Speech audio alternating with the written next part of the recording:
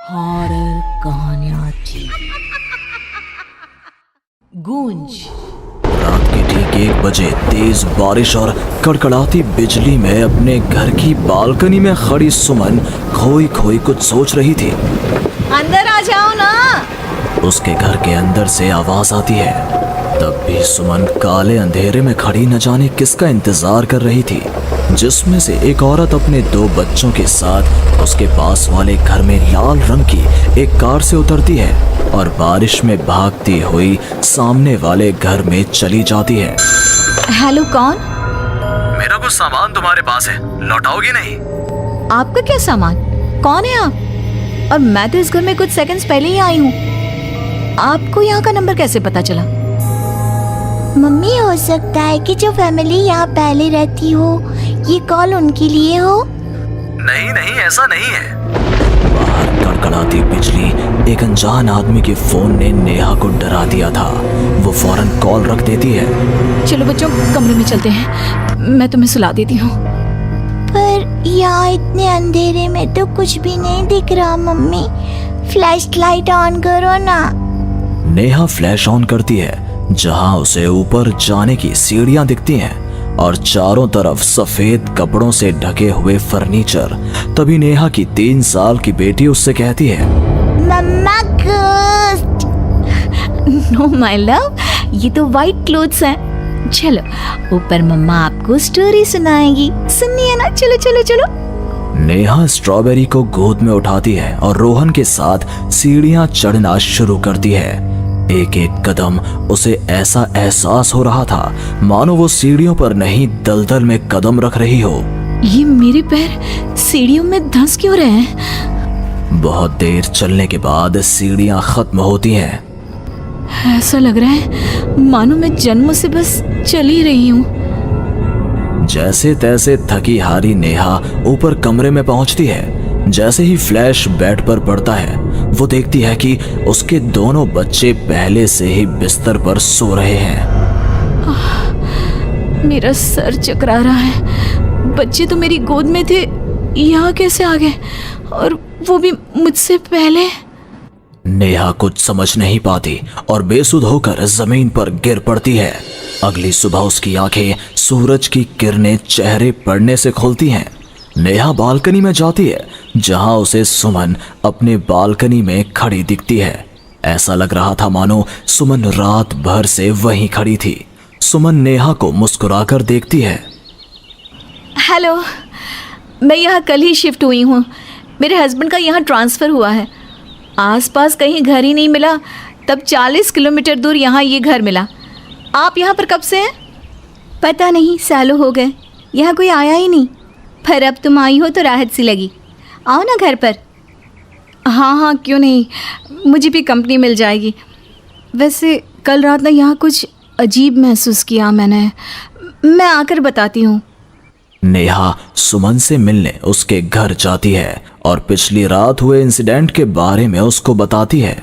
ये तो कुछ भी नहीं है नेहा, ऐसे तो कई इंसिडेंट्स मेरी एक फ्रेंड के साथ भी हुए हैं और रोज होते ही हैं। सुमन अपनी कार में बैठी अपने नए ठिकाने की ओर बढ़ रही थी। जंगल के बीच से गुजरती वो खुद से कहती है, ये सिविल इंजीनियर्स की लाइफ ना बड़ी मुश्किल है। कहाँ जंगल झाड़ी में रहना पड़ेगा। कार एक घर के पास रुकती है। लीजिए मैडम, हम आ गए। आपको कुछ जरूरत हो तो मुझे कॉल कीजिएगा, मैं ये बगल वाले घर में ही हूँ। सुमन घर के अंदर जाती है। डाइनिंग टेबल पर पहले ही खाना रखा हुआ था, पानी का ग्लास भी, टीवी ऑन ही था। ऐसा लग रहा था मानो अभी अभी यहाँ कोई था या है। चलो, कंपनी अच्छी है, सब अरेंजमेंट्स मेरे आने के पहले ही कर रखे हैं। सुमन खाने की टेबल पर बैठती है, जहाँ 5 लोगों का खाना परोसा हुआ था।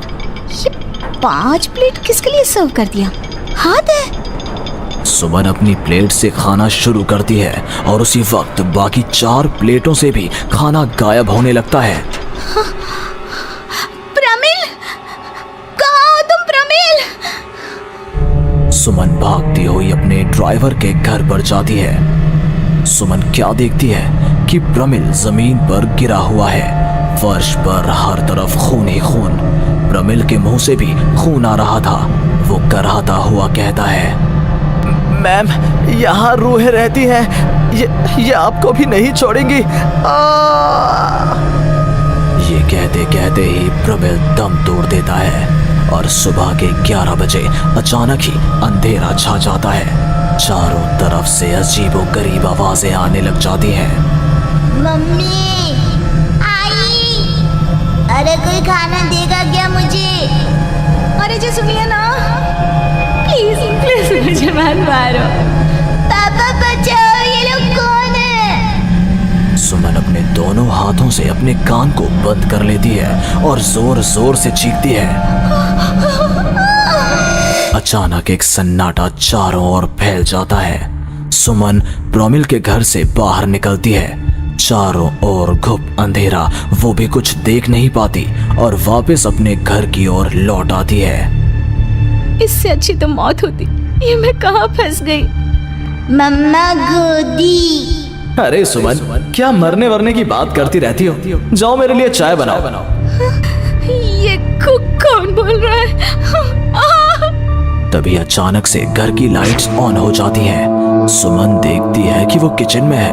उसके ठीक बगल में एक औरत, जिसके बाल उसके चेहरे की ओर थे, गैस के फ्लेम में अपने दोनों हाथों को पका रही थी। तुम कौन हो? कौन हो तुम? और यहाँ क्या कर रही हो? इनको बहुत पसंद है मेरे हाथों का खाना, तुम्हें भी चखवा दूं क्या? कर्कश आवाज में ये कहती हुई वो औरत झट से सुमन के हाथों को आग में डाल देती है। सुमन चीखती रहती है पर वो औरत उसके हाथों को नहीं छोड़ती। तुम्हारे पेट में एक बच्चा है ना, सूंघ लिया मैंने। और औरत ये कहती सुमन के पेट पर हाथ फेरने लग जाती है और उसके पेट में हाथ डालकर मांस का टुकड़ा बाहर निकाल कर खा लेती है। मेरा बच्चा। ये तो कुछ भी नहीं, उधर देखो।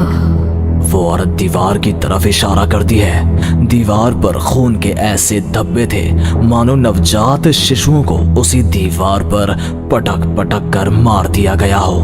तभी वहां लगभग 5 साल का एक बच्चा आता है। उसका शरीर पूरा सफेद और आंखें काली थी। माँ, भूख लगी है।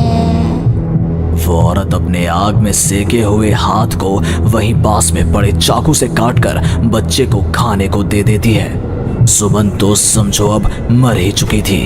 इतना कुछ देखने के बाद कौन ही जिंदा रह सकता था।